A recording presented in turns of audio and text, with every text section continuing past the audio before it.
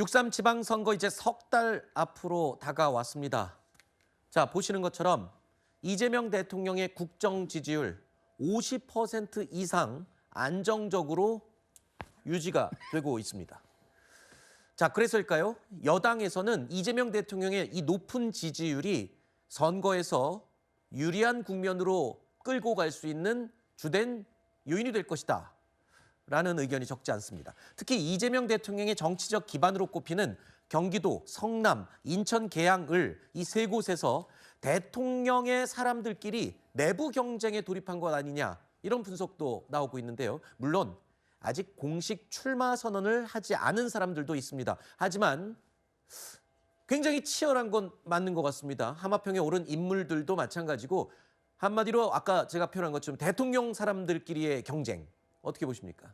그래서 이번 지방선거에서 소위 대통령과 가까운 분들끼리 경쟁이다라고 말씀 주시는데 이번 지방선거는 이재명 대통령 체제가 출범하고 난 이후에 첫 번째 맞는 전국 단위의 선거이기도 하고 네. 또 지방선거의 선거뿐만 아니라 국회의원 재보궐선거까지 같이 이루어지는 상황이다 보니까 조금 더 많은 인재들이 참여할 수 있는 기회의 폭이 넓어졌다. 이런 측면에서 아마 대통령의 사람들과의 경쟁 이런 표현까지 나오는 것 같습니다. 네. 저는 중요한 것은 대통령을 돕겠다라고 하는 사람들이 없는 것보다는 이렇게 많이 나와서 또 지방선거 또는 국회의원 재보궐선거에서 당선을 통해서 이재명 정부의 성공을 위해서 함께 일할 수 있는 기회를 갖는 것 이런 것들이 있다면 충분히 그 자체만으로도 의미가 있다 보여지고요. 네. 좀 전에 저희가 국민의힘의 내분 상황도 좀 지켜봤습니다만 이번 지방선거가 그렇게 지금 현재로서는 굉장히 원사이드하게 일방적으로 그 승리가 가능할 것처럼 보이기는 해도 실제 선거 국면에 들었으면 그렇지 않을 것이다라는 것들이 우리가 그동안 경험해온 그 일반적인 상황들입니다. 그렇기 네. 때문에 조금 더 경쟁력 있는 후보들을 만들어내기 위한 당내에서의 경선 과정은 반드시 필요하다라고 보여지고요. 네. 그 과정을 통해서 좋은 훌륭한 인재들이 많이 선출될 것이다. 이렇게 예상해 볼 수 있을 것 같습니다. 네. 그냥 민주당 얘기만 하셔도 될 거를 굳이 또 아픈 곳을 이렇게 후벼 파시네요. 죄송합니다. 자, 최근에 돈봉투 의혹 2심에서 무죄를 받은 송영길 전 대표는요. 잠시 후에 이제 오후 2시쯤에 민주당 인천시당에서 복당 신청을 할 예정입니다. 이를 두고 인천 계양을에 출마하는 것 아니냐 이런 관측은 계속 나오고 있었죠. 계양을이 그야말로 격전지로 급부상하고 있습니다.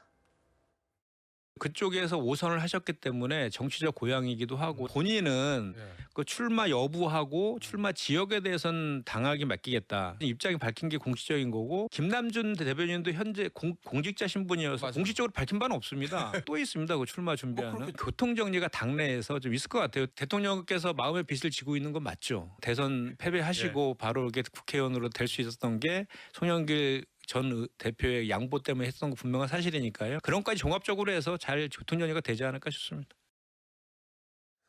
모두가 알다시피 인천 계양을을 송영길 전 대표가 지금 자리를 물려주면서 그래서 또 이재명 대통령이 국회 입성에 기회를 잡지 않았습니까? 그래서 당 내에서도 다시 송영길 전 대표에게 물려주자, 다시 돌려주자 이런 얘기도 나온다면서요.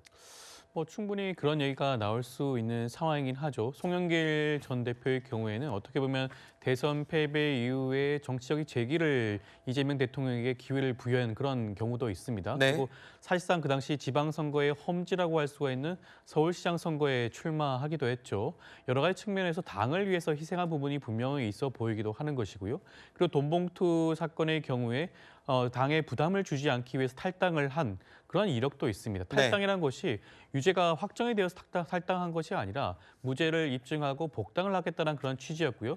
결과적으로 봤을 때는 돈봉투 사건의 경우에 1심, 2심 모두 다 무죄가 선고가 된 상황입니다. 최종적으로 3심에서 확정이 되진 않았지만 이미 법원의 판단 일정 부분 나왔다고 봐야 되는 것이고요. 그렇게 한다면 이번 보궐선거에서 계양을에 송영길 전 대표가 출마하는 것은 충분히 납득할 수 있는 그런 상황이 아닌가 아닌가라는 생각이 드는 것이고요. 네. 김남준 대변인의 경우는 아직까지 출마를 선언하지 않았지만 인천 출마가 유력한 분위기는 맞습니다. 그렇다고 네. 한다면 지금 인천시장의 경우에는 박찬대 의원의 출마가 사실상 굉장히 높은 가능성을 가지고 있거든요. 네. 박찬대 의원의 경우에는 인천 연수갑을 지역구로 가지고 있습니다. 그렇다고 네네. 한다면 연수갑이든 계양을이든 지금 김남준 대변인과 송영길 전 대표 간의 일정 부분 교통 정리는 충분히 가능한 상황이 아닌가라는 생각이 듭니다.